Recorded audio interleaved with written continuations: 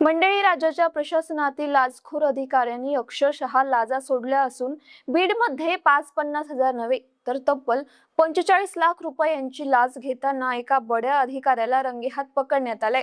बीडच्या सामाजिक वनीकरण विभागात कार्यरत असलेला विभागीय वन अधिकारी श्रीनिवास लखमवाड असं त्या लाचखोर अधिकाऱ्याचं नाव आहे। 31 जुलैच्या शुक्रवारी सायंकाळी छत्रपती संभाजीनगर एसीबीने बीड शहरातील त्याच्याच घरी सापळा रचला होता, ज्यात तो अलगद अडकला। आश्चर्याची गोष्ट म्हणजे हा सगळा प्रकार राज्याच्या उपमुख्यमंत्री तथा बीडच्या पालकमंत्री सुनेत्रा पवार जिल्हा दौऱ्यावर असताना घडलाय। शुक्रवारी सुनेत्रा पवार यांच्या अध्यक्षतेखाली झालेल्या जिल्हा नियोजन समितीच्या बैठकीला विभागीय वन अधिकारी श्रीनिवास लखमवाड उपस्थित होता, पण ही बैठक संपताच 45 लाख रुपयांनी भरलेली पैशांची बॅग घेण्यासाठी तो घाईघाईने आपल्या घरी गेला आणि एसीबीच्या ट्रॅपमध्ये अडकला। या कारवाईतली आणखी एक विशेष गोष्ट म्हणजे ज्या व्यक्तीच्या तक्रारीवरून एसीबीने लखमवाडला उचललं तो तक्रारदार व्यक्ती स्वतः वन परिक्षेत्र अधिकारी आहे। त्यामुळेच लखमवाडच्या या लाचखोरीची चर्चा फक्त बीडमध्येच नाही तर संपूर्ण महाराष्ट्रात होतीये। पण श्रीनिवास लखमवाड आहे कोण? एवढी मोठी लाच त्याने कशासाठी घेतली? एसीबीच्या जाळ्यात हा मोठा मासा कसा अडकला आणि कारवाई दरम्यान एसीबीने रचलेला तो मास्टर प्लॅन काय होता, त्याची स्टोरी मी तुम्हाला या व्हिडिओमधून सांगणार आहे। नमस्कार, मी गीतांजली आणि आपण पाहत आहात दे दणका। मंडळी, मूळचा नांदेड जिल्ह्याचा धर्माबाद तालुक्यातील रत्नाळी गावचा रहिवासी असलेला श्रीनिवास लखमवाड हा बीडच्या सामाजिक वनीकरण विभागात विभागीय वन अधिकारी म्हणून कार्यरत होता। सध्या त्याच्यावर निलंबनाची कारवाई देखील होत असल्याचं कळतंय। पण 2016 मध्ये एमपीएससीच्या वतीने घेण्यात आलेल्या महाराष्ट्र वन सेवा परीक्षेत त्यांनी अनुसूचित जमाती प्रवर्गातून राज्यात पहिला क्रमांक पटकावला होता। त्याच्या या यशामुळे तो त्यावेळी पहिल्यांदाच राज्यभर चर्चेत आला होता। त्यापूर्वी 10वी पर्यंतचं शिक्षण त्याने नांदेडमध्येच पूर्ण केलं होतं। त्यानंतर अभियांत्रिकी शाखेत त्याने बीटेकची पदवी मिळवली होती। पुढे स्पर्धा परीक्षांची तयारी करत असताना त्याने वन सेवा परीक्षेत मोठं यश मिळवलं आणि सामाजिक वनीकरण विभागात विभागीय अधिकारी म्हणून नियुक्ती मिळवली। स्वतःवर विश्वास असेल तर सातत्याने प्रयत्न आणि कष्ट करण्याची तयारी असेल तर कोणत्याही अडचणीवर मात करता येते, असं तो एमपीएससी मधून निवड झाल्यानंतर म्हणाला होता। पण नोकरीला सुरुवात करून अगदी काहीच वर्ष झाल्यानंतर लाच घेताना सुद्धा तो टॉपर ठरलाय।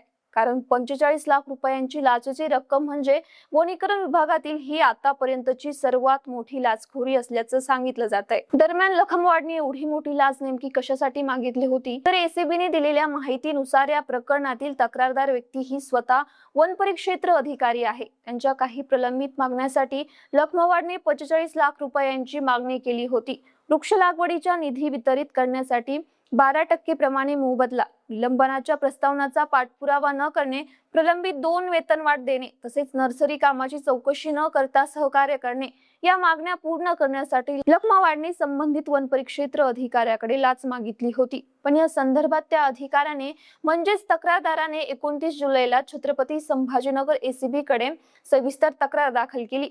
या तक्राराची पडताळणी केल्यानंतर त्यात तथ्य आढळल्याने संभाजीनगर एसीबीच्या पोलीस अधीक्षक माधुरी कांगणे यांच्या मार्गदर्शनाखाली एसीबीच्या पथकाने अत्यंत गोपनीय पद्धतीने लखमवाडच्या विरोधात सापळा रचला।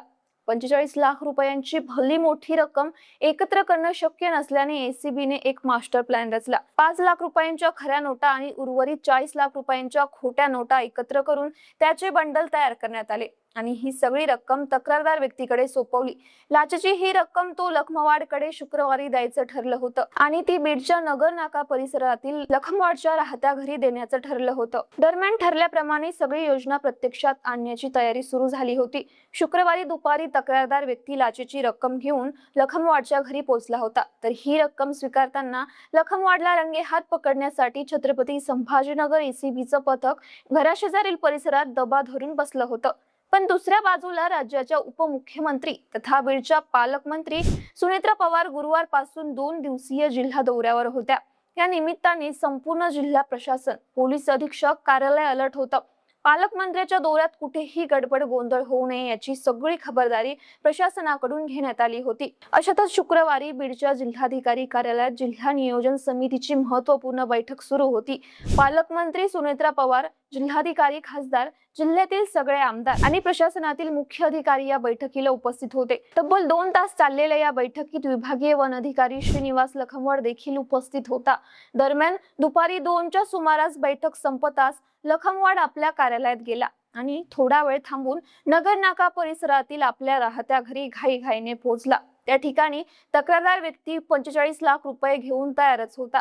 ती रक्कम स्वीकारताना दबा धरून बसलेले एसीबीचं पथक घरात आलं आणि त्यांनी लखमवाडला लाचेची रक्कम घेताना रंगेहात पकडलं. या कारवाईनंतर एसीबीच्या पथकाने त्याला बीडच्या एसीबी कार्यालयात आणलं होतं. तर बीडच्या शिवाजीनगर पोलीस ठाण्यात त्याच्या विरोधात भ्रष्टाचार प्रतिबंधक कायद्यानुसार गुन्हा दाखल होऊन त्याला कायदेशीर अटक करण्यात आली.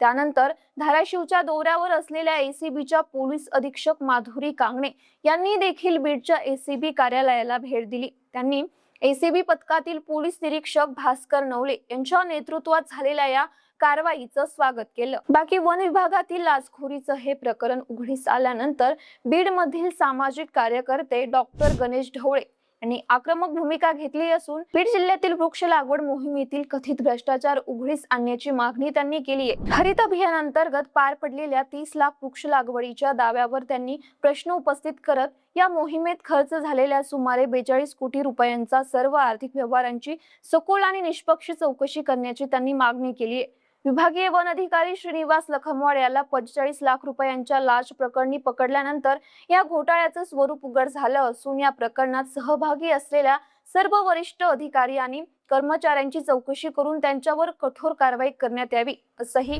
डॉक्टर गणेश ढवळे यांनी म्हटले. वनीकरण विभागाच्या गैरकारभाराविरोधात त्यांनी अनेकदा जिल्हाधिकारी कार्यालयासमोर आंदोलन सुद्धा केलं होतं. त्यात आता थेट विभागीय वन अधिकारीच एसीबीच्या जाळ्यात अडकल्याने अनेक गंभीर प्रश्न निर्माण होत आहेत. दरम्यान बीडमध्ये झालेल्या एसीबीच्या या मोठ्या कारवाईबद्दल तुम्हाला काय वाटतं? एमपीएससी टॉपर असणारा श्रीनिवास लखमवाड जसा लाचखोरीतही टॉपर राहिला तशीच टॉपची कारवाई त्याच्यावर होईल का? यावर तुमच्या काही प्रतिक्रिया असतील तर आम्हाला कमेंटमध्ये नक्की कळवा.